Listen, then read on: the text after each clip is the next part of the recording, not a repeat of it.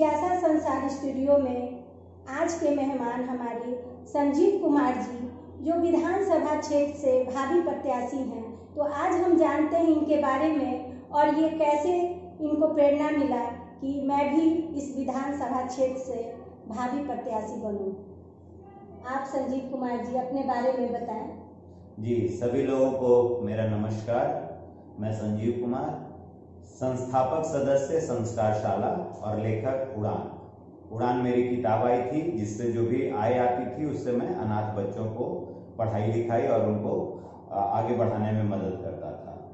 तो मुझे जो समाज में बदलाव देखना चाहता था वो बदलाव मुझे दिख नहीं रहा था।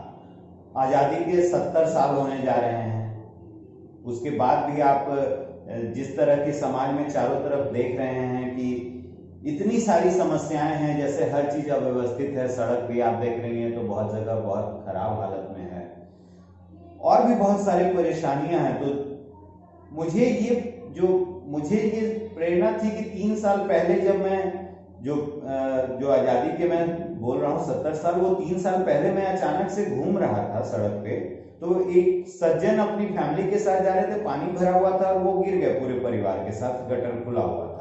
तो मुझे वहीं से लगा कि आखिर हम लोग प्रगति क्यों नहीं कर रहे हैं। तो मुझे समझ में आया कि राजनेता लोग, बुरी व्यवस्था के साथ साथ राजनेता लोग सबसे ज्यादा जिम्मेदार हैं, क्योंकि वो लोग पढ़े लिखे और समझदार लोग और जो मतलब जिनको बनना चाहिए था अच्छे योग्य लोग, वो कम है राजनीति में। और राजनीति ऐसा शब्द है जिसमें अच्छे लोग जाना ही नहीं चाहते, यह गाली के समान बन गया। तो मुझे राजनीति की परिभाषा भी बदलनी है। इसलिए मैं सोच रहा हूं कि एक बार, अगर जिस तरह से देश में धीरे धीरे सब चीज माहौल बदल रहा है, तो एक बार राजनीति में भी मैं जाकर देखूं और कुछ अच्छा काम कर लोगों के बीच मान सम्मान बना पाऊं। तो बस इसीलिए मैं पहली बार कोशिश कर रहा हूं। और इसके लिए आपको प्रेरणा कौन दिया होगा? देखिए, इसके लिए प्रेरणा में बहुत सारे लोगों को जब मैं पढ़ा नेताजी सुभाष चंद्र बोस जी के बारे में, जब मैं पढ़ा श्री लाल बहादुर शास्त्री जी के बारे में, जब मैं पढ़ा श्री वल्लभ भाई पटेल जी के बारे में, तो पहले मेरा भी जो सोचना था कि राजनीति जो है वो गंदे लोगों की है, गंदी चीज है। लेकिन जब ये लोग नहीं रहते, तो आप सोचिए कि सरदार वल्लभ भाई पटेल नहीं होते तो आज हमारे पास न कश्मीर होता न हैदराबाद होता। वही थे ऐसे राजनेता जिन्होंने हैदराबाद और कश्मीर को भारत से अलग नहीं होने दिया। सुभाष चंद्र बोस नहीं होते तो आजादी इतनी आसानी से नहीं मिलती। आजाद हिंद फौज जो वो ICS इंडियन सिविल एग्जामिनेशन निकालने के बाद कलेक्टर की नौकरी छोड़कर वो देश सेवा के लिए आजाद हिंद फौज बनाते हैं। श्री लाल बहादुर शास्त्री जी ऐसे नेता थे जो जय जवान जय किसान का नारा लगाते थे, और उन्हीं के विचारों से प्रभावित जवान किसान मोर्चा का मतलब होता है जंग। ये एक पार्टी है जिसमें कई लोग हैं, उन्हीं के विचारों से प्रभावित होकर मैं इस पार्टी में जब मुझे आया प्रवक्ता के लिए, आज से 25-30 दिन पहले मेरे मन में कभी नहीं था कि मैं राजनीति में जाऊं। बस मैं अव्यवस्था से दुखी रहता था, लोगों के अंदर संस्कार देने का काम करता था, संस्कारशाला के माध्यम से बच्चों को आगे बढ़ाने का काम करता था। लेकिन युवाओं और सभी लोगों को डिप्रेशन में देखकर मैं बहुत परेशान था। तो मैं बस यही सोचकर कि इन युवाओं को, छात्रों को और अन्य लोगों को आगे बढ़ा सकूं, इसीलिए मैं राजनीति में आया। कितने दिन से राजनीति में जुड़े हुए हैं?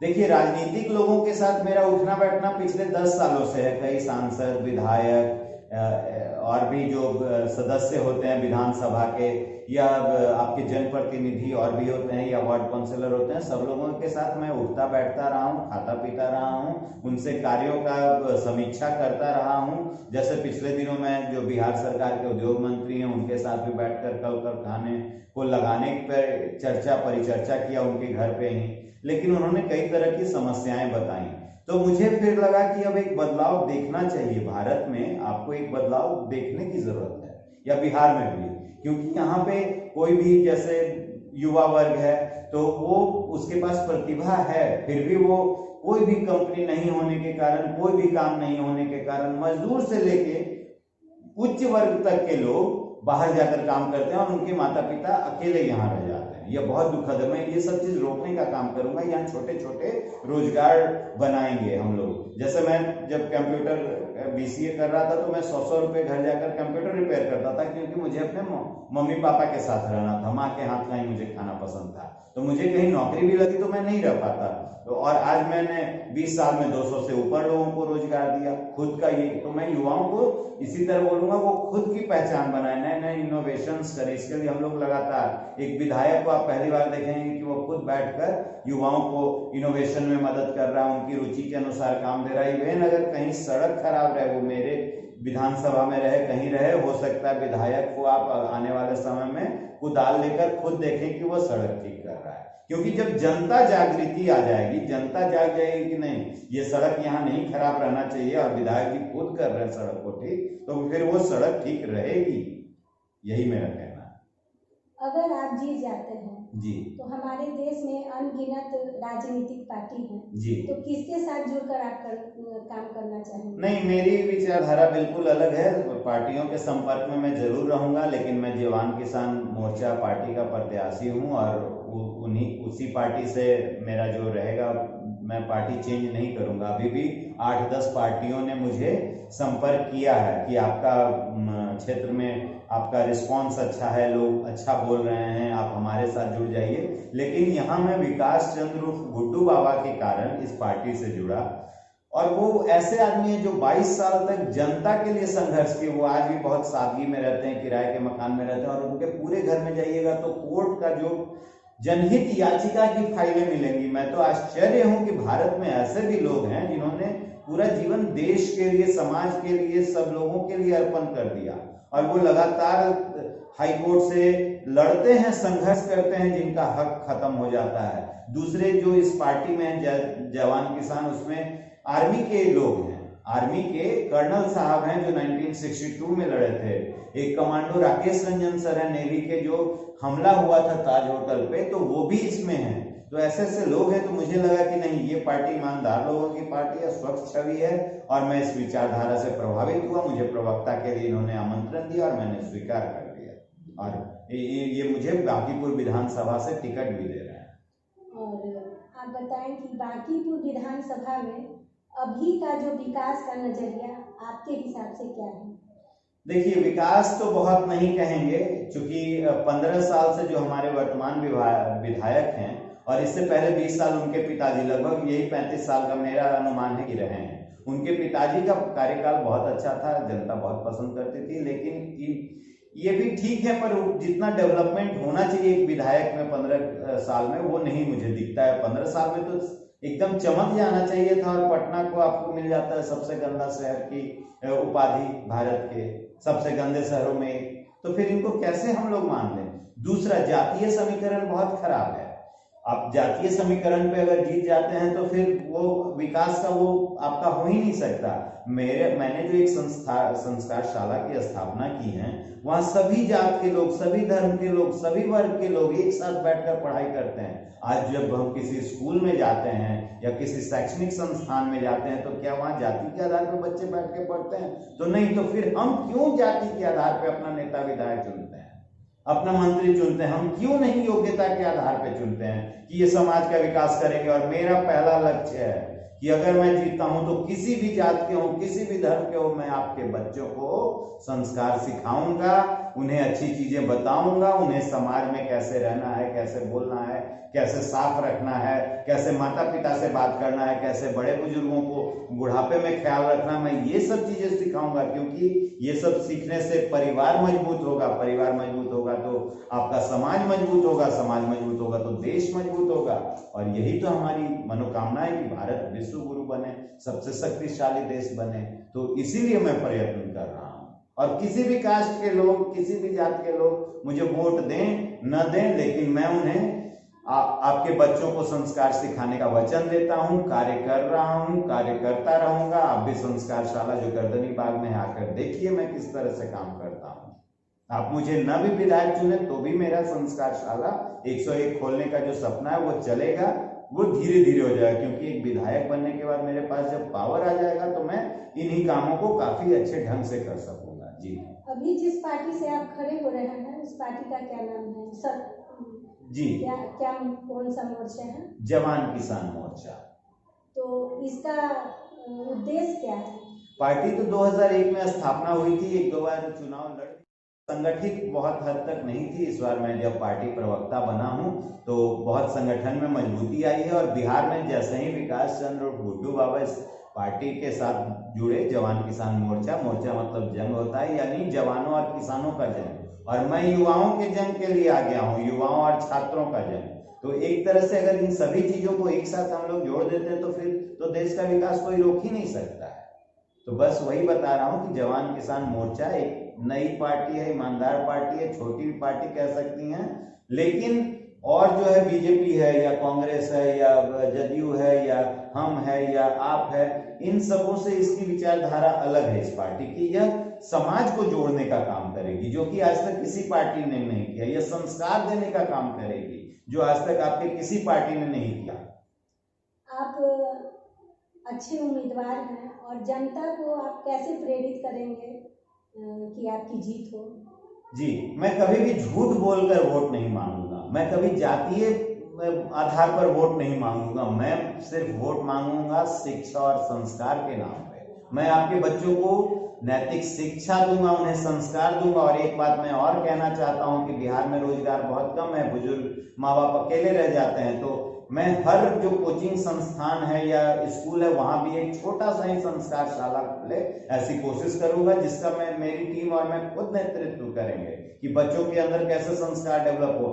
आप देखते होंगे बहुत तेजी से कोई बाइक चलाकर एक युवा बच्चा या चला जाता है, या बहुत सारे बच्चों में आजकल लड़के हों या लड़कियां गाली का प्रचलन है, वो बात बात पर गाली देते हैं। इन सबों को रोकने का भी काम होगा। जो स्पीड से बाइक चलाते हैं उनको रोका जाएगा, क्योंकि वहां के जो लोग देखेंगे वो नोट करेंगे, उनको बुला के समझाया जाएगा, क्योंकि वो खुद तो अपनी जान जोखिम में डाल रहे हैं, बेकसूर राहगीर को भी वो अपनी जान को जोखिम में डलवा रहे हैं। तो हम लोग इस तरह का कई छोटे छोटे चीजों पे कार्य करेंगे, जिससे समाज उन्नति की ओर बढ़े, लोग खुशहाल हों।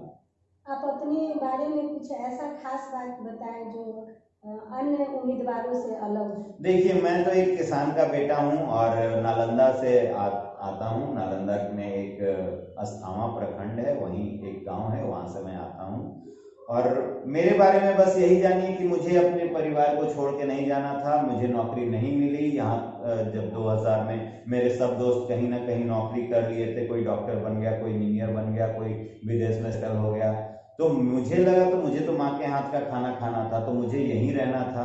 तो मैंने 100 रुपया लेकर घर घर जाकर कंप्यूटर रिपेयर करना, उनका सॉफ्टवेयर इंस्टॉल करना शुरू किया था।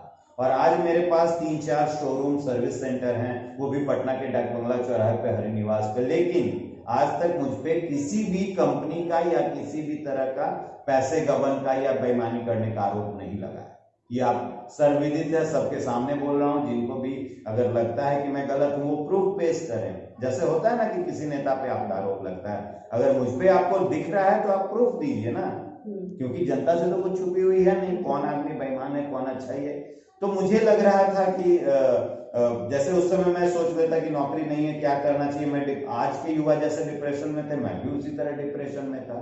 तो मैं क्या करूंगा, इन युवाओं को जोड़ूंगा, इन्हें अपने अपने छोटे छोटे इनोवेशन के अनुसार, इनके इंटरेस्ट के अनुसार, इनकी रुचि के अनुसार काम करवाऊंगा, और घर में माता पिता भाई बहन परिवार के साथ रहें, 2 रोटी ही खाएं, लेकिन वो खुशहाली वाला खाएं और अच्छे से रहें। यही मेरा मतलब एक विधायक बनने के बाद या राजनीति में सफल होने के बाद मेरा पहला प्रयास होगा। आपकी जिंदगी में कौन सी ऐसी घटना या ऐसी बात है जो समाज को प्रेरित करे? आप अपने बारे में बताएं। देखिए, कभी कभी इंसान का जो संघर्ष का दौर होता है ना, वो बहुत मतलब लगता है कि अब मेरे पास कोई रास्ता नहीं है आत्महत्या के अलावा। तो मुझे भी 2 बार आत्महत्या का ख्याल आया था। एक बार जब मैं फेल हो गया था किसी भी तरह का नौकरी पाने में, और लोग बार बार बोलते थे उनको नौकरी लग गई, उनके बेटे को नौकरी लग गई, तो मैं बहुत परेशान हो जाता था। और एक बार जब बिजनेस कर रहा था 2008 में, एक ऐसी मतलब मेरे साथ समस्या आई कि मेरे एक आंख में इन्फेक्शन हो गया, जो कि बहुत खतरनाक इन्फेक्शन था, और मुझे संकट नेत्रालय में भर्ती कराना पड़ा चेन्नई में। उस दौरान मुझ पे लाखों का कर्ज चढ़ गया था, और इधर ये इन्फेक्शन बढ़ता जा रहा था। अगर इसका जो इन्फेक्शन दिमाग तक चला जाता तो शायद मैं नहीं बच पाता। तो उस समय मुझे मतलब लगा कि नहीं, मुझे अभी हौसला बढ़ाना है, मुझे लोगों के साथ काम करना है, लोगों के लिए काम करना है, मुझे बिजनेस को फिर से खड़ा करना है, इन जिम्मेदारियों से मैं भाग नहीं सकता। तो ये जो मेरा आत्मबल था इसके कारण मैं ठीक हो गया और 1.5 साल लगा, मैंने सारे कर्ज चुका दिए और फिर से बिजनेस को एक रास्ते पे मैं लेकर आ गया। आपकी जिंदगी में प्रेरणा स्रोत कौन है? जी, कई लोग हैं, गुड्डू बाबा, विकास चंद्र उर्फ गुड्डू बाबा, जिनसे मैं बहुत प्रभावित हुआ और इन्हीं के कारण मैं राजनीति में आने का मैंने सोचा। क्योंकि आप जब इनकी जिंदगी पढ़ेंगे तो ये बहुत, इन्होंने जिस तरह से काम किया है, वो भी बहुत पढ़े लिखे हैं, डबल ग्रेजुएट हैं। अन्ना हजारे जी को भी मैं बहुत पसंद करता हूं कि वो भी किसी तरह का कोई पद पोस्ट नहीं लेकर उन्होंने समाज के लिए बहुत काम किया, लोगों को जागृत करने का काम किया। अगर आप इस क्षेत्र बांकीपुर क्षेत्र से विजयी होते हैं तो सबसे ज्यादा श्रेय किसको दीजिएगा? यहाँ की जो जनता है, अगर वो जात पात धर्म को छोड़कर एक योग्य, मैं नहीं कहता कि मैं ही योग्य हूँ, आपको अगर कोई और योग्य दिखते हैं तो उनसे भी आप बात कीजिए, या कभी टीवी डिबेट पे बैठाइए, उनका अगर मैनिफेस्टो आपको अच्छा लगता हो तो मैं तो निवेदन करूंगा कि भाई योग्य को जिताइए, जात धर्म को छोड़ दीजिए। अब अगर सही में प्रगति देखना है, आपको खुशहाल रहना है, आपके बच्चे में संस्कार, मैं तो देने का काम करूंगा। आप मुझे वोट दें ना दें, मुझे सिखाएं ना सिखाएं, क्योंकि जब मैंने संस्कारशाला की स्थापना की तो मैं लाइव आकर जब मांगा लोगों से कि किताबें दीजिए, पैसे दीजिए, कुर्सियां दीजिए, तो पूरे भारत से 6200 किताबें आ गई, 100 कुर्सियां आ गई, टेबल आ गए, कई लोगों ने पैसे दिए और एक 6 दिन तक सैकड़ों बच्चे पढ़ते हैं और 7वें दिन हम लोग उनको संस्कार सिखाने का काम करते हैं कि आप बेटा साफ सुथरा रहना है, सड़क पे कूड़ा नहीं फेंकना है, किसी को गाली नहीं देना है, महिलाओं का सम्मान करना है, माता पिता से ठीक से बात करना है। तो ये काम जो होगा वो हर जात हर धर्म के बच्चों के लिए मैं करूंगा और करता रहूंगा। 101 संस्कारशाला खोलना मेरा पहला लक्ष्य है ताकि समाज का विकास हो।